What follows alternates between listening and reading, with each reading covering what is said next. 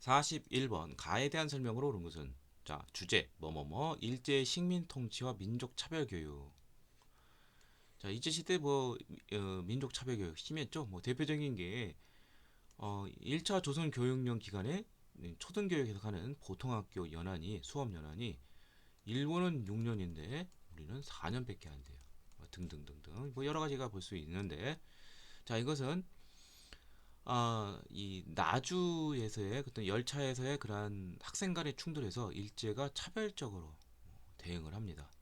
그래서 광주 지역 학생들이 대규모로 시위를 해서 일어난 그래서 결국 전국 학생들의 3.1운동 이후 최대 항해 민족 운동은 바로 광주 학생 항일 운동이 되겠습니다. 이게 1929년 11월 3일 날 발발했는데 이날을 기념을 해서 학생의 날이 제정이 됐습니다. 자, 광주 학생 항일 운동은 나올 게 뻔해요.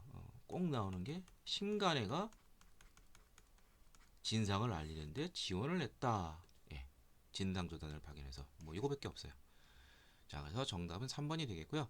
자, 나머지 보도록 하죠. 순종 마지막 대한제국의 왕인 순종의 인산이를 계기로 일어난 것은 60만세 운동이죠. 예, 학생들과 사회주의자들, 뭐 천도교 이런 사람들이 이제 연합을 해서 조직을 했는데 일종의 민족 유일당 운동이라고 볼 수 있죠. 사회주의 쪽은 발각이 돼서 학생들 쪽이 추진이 됐었죠. 그대로 자 국민 대표회의 개최의 배경이 되었다. 이것은 임시정부의 초기 활동에 어떤 문제점이 드러난 것이죠. 어떤 것이 있느냐? 첫 번째는 임정이 운영해 나가는 어떤 자금줄의 어떤 길목에 해당하는 연통제 이게 발각이 돼요. 그리고 이승만 초대 대통령 이승만의 예, 국제연맹에 대한 위임 청원이라든지 뭐 이런 것 등이 문제가 돼서 임시정부의 어, 진로를 놓고서 국민대표회의가 1923년에 개최됐지만 창조파 개조파 논쟁으로 많은 사람들이 임정을 떠나게 되었습니다. 통감부의 방해와 탄압으로 실패한 것은 국민의 성금으로 나라 빚을 갚자는 국채보상운동이었습니다. 횡령 혐의로 국채보상 기성의 간사인 양기탁을 구속했죠. 자, 다음 42번 교사의 질문에 대한 설명으로 옳은 것은 자, 이것은 아, 삼균주의의 기념비입니다. 자, 이 사람을 어, 누구이냐? 바로 삼균주의를 이제 만든 사람, 또 이에 기반한 정당인 한국독립당, 바로 조소왕 선생이 되겠습니다. 네. 그래서 이분의 이 삼균주의는 결국 1941년 11월 임시정부의 여당으로서 한국독립당이 바로 뭘 발표하냐면은 대한민국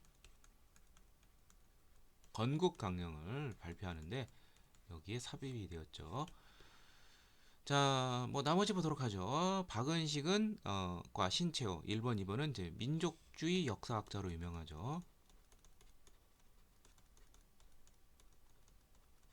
박은식 선생은 국혼을 강조했고 신채호는 난가 사상이 유명하죠. 자, 한용원 선생은 이제 불교 개혁 유신회를 통해서 불교 개혁을 친일적인 색채 불교를 개혁하려고 노력을 했었죠. 43번 다음 인물 카드에 가에 들어갈 내용으로 무슨 자 이분은 자 신한청년단 김기식과 함께 신한청년단을 결성을 했고 해방 직후 조선건국준비위원회를 조직해서 활동을 했고요. 그 다음에 김규식과 다시 한번 이번에는 1937년에는 좌합작위원회를 조직했지만 결국 해화동에서 피살이 되면서 좌합작 운동이 실패하게 됐습니다. 바로 몽양 여운형 선생이 되겠죠. 예. 그러니까 이분이 이제 의외로 이제 김규식 선생과 같이 활동을 했던 게 두 가지가 있네요. 신한청년단과 좌합작위원회 둘이 이제 중도적인 인물이에요. 이분은 중도좌, 중도우. 그러니까 기본 베이스는 각각 좌우지만 양 진영에 대해서 제휴를 할 수 있는 그러한 포용적인 입장이죠. 안창호 선생은 실력 양성과 관련된 무실력행을 주장했고, 신민회와 흥사단 여기서 조직을 해서 활동을 많이 했었죠. 100번 김근생, 임정의 아이콘이죠. 44번 다음 설명서가 발표된 이후에 일어난 사건으로 그런 것은, 자, 시기가 1977년이에요. 자, 긴급조치 해제 등등등이 있습니다. 예. 자, 이거 잘 모르다도 이제 이 시대가 이제 유신 체제라는 걸 알 수가 있죠. 그리고 이것은 반유신적 그런 활동이라는 걸 알 수가 있고요. 자, 그러면은 4.19 혁명 1960년에 있었죠. 3.15 부정선거가 원인이 되는 것이고, 50청 선거는 우리나라 최초의 선거로서 보통 직접 비밀 평등에 입각한 그러한 선거였죠.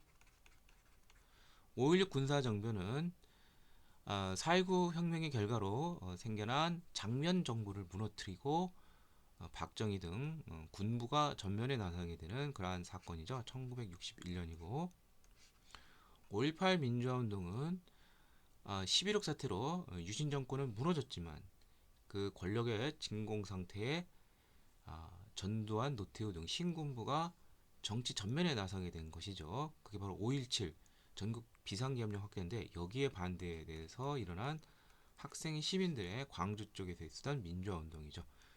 자, 그렇다면은 여기서 1977년 이후에 있었던 것은 5.18 민주화운동이 되겠습니다. 45번 가전쟁 중에 있었던 사실로 그런 것은 1950년 6월 25일에서 53년 7월 27일까지 있었던 거, 바로 6.25 전쟁이 되겠죠. 예. 자, 이때 있었던 대표적인 거, 처음에는 파죽지세로 낙동강 전선까지 밀렸지만 메가더 장군이 이끄는 유엔군이 인천 상륙 작전 9월 15일 전세가 역전이 되는 것이죠. 그래서 정답은 1번이 되겠고요.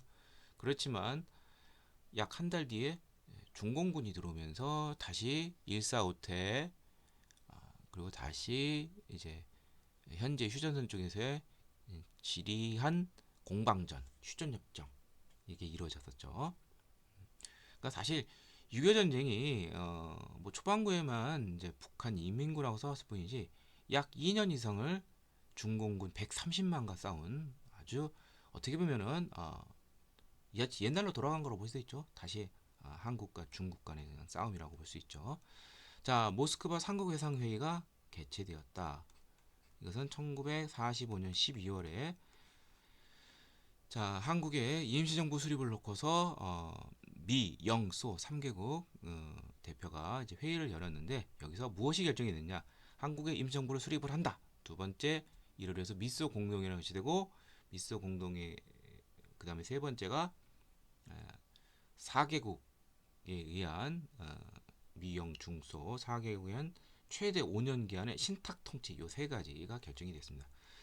자, 미국의 에치슨 선언이 발표되었다. 미 극동 방위선에서 한국이 제외된 것인데, 이것은 6.25 전쟁에 북한 남침을 자극하는 그러한 것이 되겠죠. 반민족 행위 처벌법, 친일파를 처벌한 방법, 이것이 제정이 된 것은 1948년 9월에 제정이 되어서 그 이듬해 1949년 1월에서 8월까지 반민특위가 열려서 활동을 했지만, 여기에 대해서 반민특위 활동의 소극적인 이승만 정부와 친일 경찰의 반발에 의해서 성공하지는 못했습니다. 46번 가정부 시기에 있었던 사실을 오는 것은, 자, 1975년이네요. 국산 최초의 모델 포니가 탄생했다. 자, 이렇게 1970년대면 이제 박정희 정부가 되겠죠.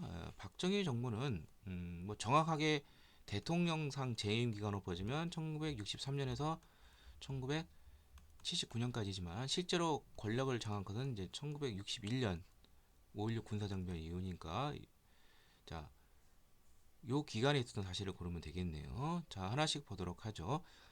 먼저 이제 박정희 정부 시기 경제 정책은 어떤 특징이냐? 정부가 적극적으로 주도하고 수출 위주가 됩니다. 그리고 국가 기관 시설을 마련하는데 적극 노력을 많이 했습니다. 그래서 대표적인 게 경부선이라든지 포항제철소라든지, 자, 수출을 굉장히 신경을 많이 써서 어, 진짜 우리나라가 경제적으로 볼 때 굉장히 전 세계 뒤에서 놀던 사람인데 드디어 1977년에 수출 100억 달러를 달성하게 되었습니다. 자, 나머지 보도록 하죠. 어느 정부 시기인지. 금융식별제를 실시하였다. 금융거래 특명화해서 이것은 1993년인데 김영삼 정권 때 있었고요. 농지개혁법, 유상몰수 유상분배의 그러한 농지개혁법을 이제 제정한 것은 이승만 정부 때죠. 1949년 6월에 제정이 됐죠.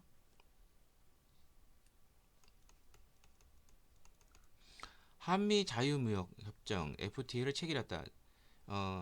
체결 그 자체는 2007년 고 노무현 정부 때 있었고 그러다가 이제 개정을 해서 완전히 체결된 것은 이명박 정부 때가 되겠습니다.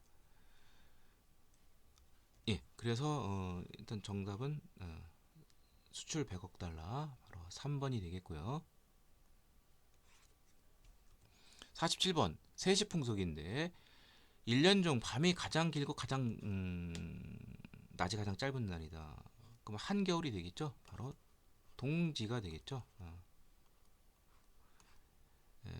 12월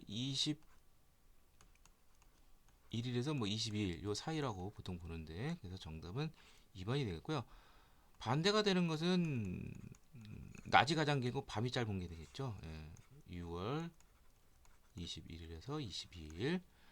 자, 단오 음력 5월 5일이죠. 뭐 창포물에 머리 감고 씨름하고 추석 음력 8월 15일. 한식 음력 4월 5일. 찬 음식 먹는 거 알아두시면 되겠습니다.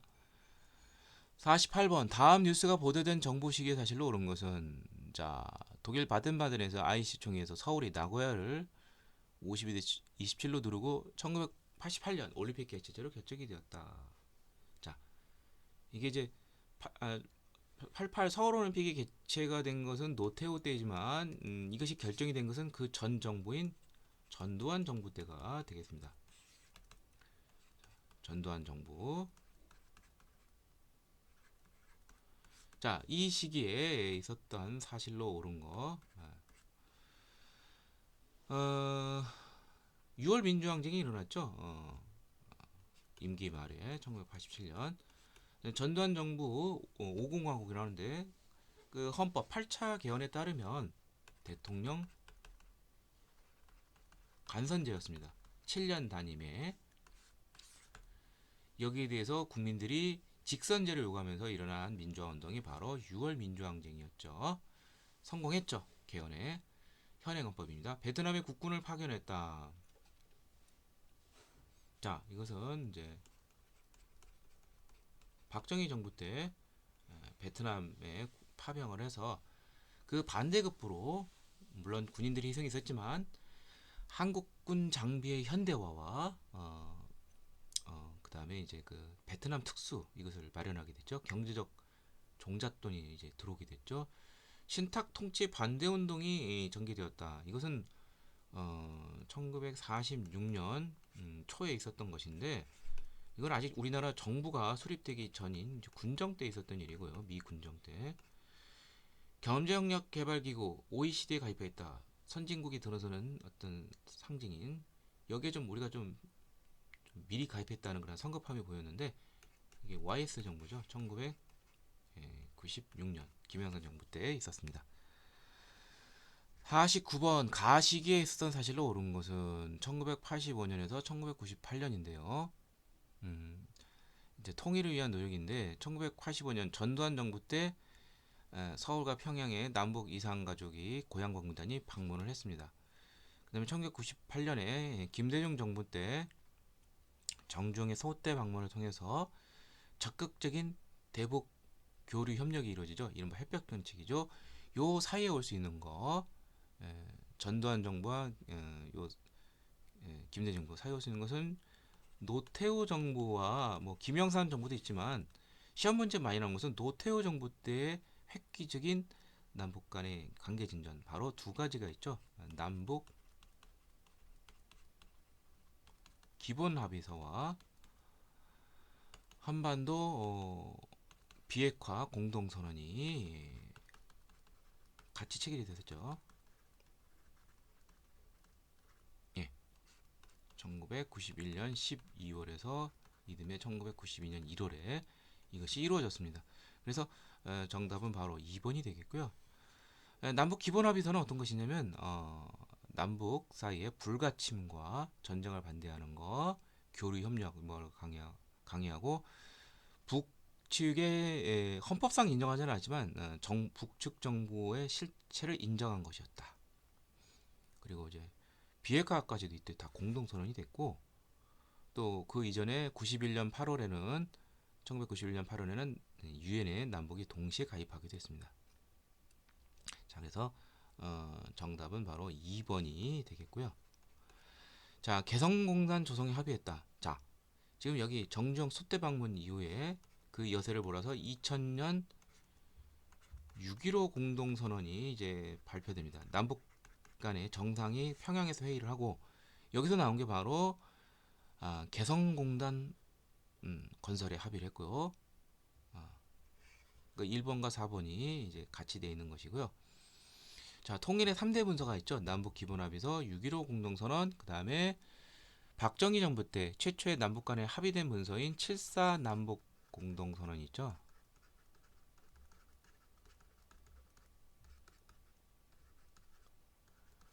이 결과 나온 것이 뭐냐면 자주, 평화, 민족의 대단결이라는 3대 원칙과 남북 조절위원회가 설치가 되었습니다. 한 라인, 직통전화도 개설되고요.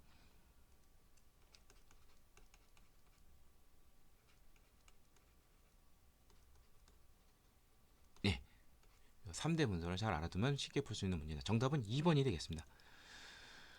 50번 가에 해당하는 인물로 옳은 것은 자, 독도의 날을 맞아서 어쩌고저쩌고 했는데 일본까지 건너가서 독도를 지키는 인물 바로 어부 출신의 바로 안용복 선생이 되겠죠. 자, 일본 막부까지 가서 독도가 우리 땅임을 이제 숙종 때인 두 차례나 건너갔는데 바로 우리 땅임을 확약을 받고 왔습니다. 문서로. 자, 그래서 정답은 1번이 되겠고요. 나머지는 어떤 사람이냐? 이범유는 대한제국 말에 이제 간도 관리사로 파견이 돼서 간도가 우리 영토임을 보여주는 그러한 인물과 관련이 되어 있습니다. 정약전은 흑산도로 유배로 가서 자산어보라는 일종의 어류도감을 편찬해낸 사람이고 다산 정약용의 형이죠.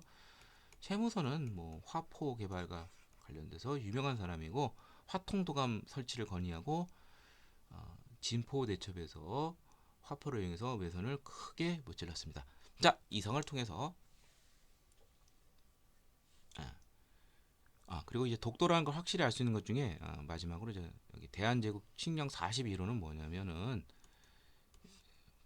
울릉도를 단순한 섬도가 아니라 울릉군 정식 행정구역으로 편입을 해서 독도를 같이 우리 영토임을 확실하게 알 수 있는 칙령 대한제국은 국왕의 말이 곧 법령이 되는 것이죠. 가장 확실하게 독도가 우리 땅임을 알 수 있는 그러한 문서가 되겠습니다. 1900년 10월 25일 날 이날이 독도의 날이죠. 이렇게 알아두시면 되겠습니다. 자, 이상을 통해서 제49회 한국사 능력 검정 시험 기본편 해설을 모두 마치도록 하겠습니다.